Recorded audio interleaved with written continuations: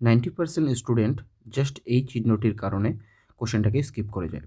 তো এই চিহ্ন অর্থাৎ এটার অর্থ কী? এটা হচ্ছে ফ্যাক্টোরিয়াল।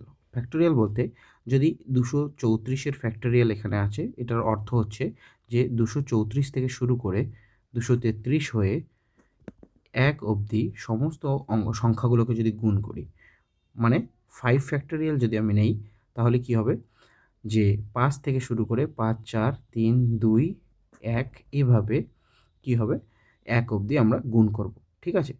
তো দেখো এবার অঙ্কটার আমরা সহজেই করতে পারবো যে 973-এর পাওয়ার 234 ফ্যাক্টোরিয়াল আছে।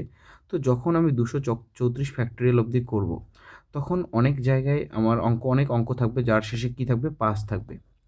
এবং সেই অঙ্কগুলো কি 5 থাকার কারণে অন্যান্য জোড় সংখ্যাগুলোর সঙ্গে গুণ হয়ে কী হবে? শূন্য, আ অনেকগুলো শূন্য দিবে শেষে। তো এই যে আল্টিমেট গুণ হবে, অনেক বড় একটা গুণ হবে, যার শেষে আমরা বেশ কিছু শূন্য পাবো। তো আমার দুটো শূন্য হলেই চলবে। অনুরূপভাবে 234-এর পাওয়ারের যেটা হবে, যেটা 973-এর ফ্যাক্টোরিয়াল আছে, সেখানেও যেটা আসবে গুণফলটা আল্টিমেট শেষে অনেক শূন্য দেবে।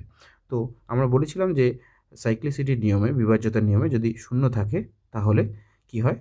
সংখ্যাটা মানে 4 দিয়ে ভাগ যায়। সেক্ষেত্রে আমরা কি করে দেবো? এই যে এককের স্থানে 3 আছে, তার পাওয়ার কত করে দেবো? 4 করে দেবো।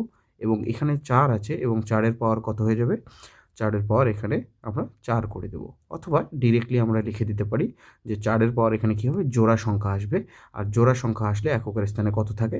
4 এর ক্ষেত্রে যদি পাওয়ার জোড়া হয় তাহলে এককের স্থানে 6 থাকে। আর এখানে 3 এর পাওয়ার 4, 3 এর পাওয়ার 4 কথার অর্থ কত? 1 আসছে, হ্যাঁ কি না?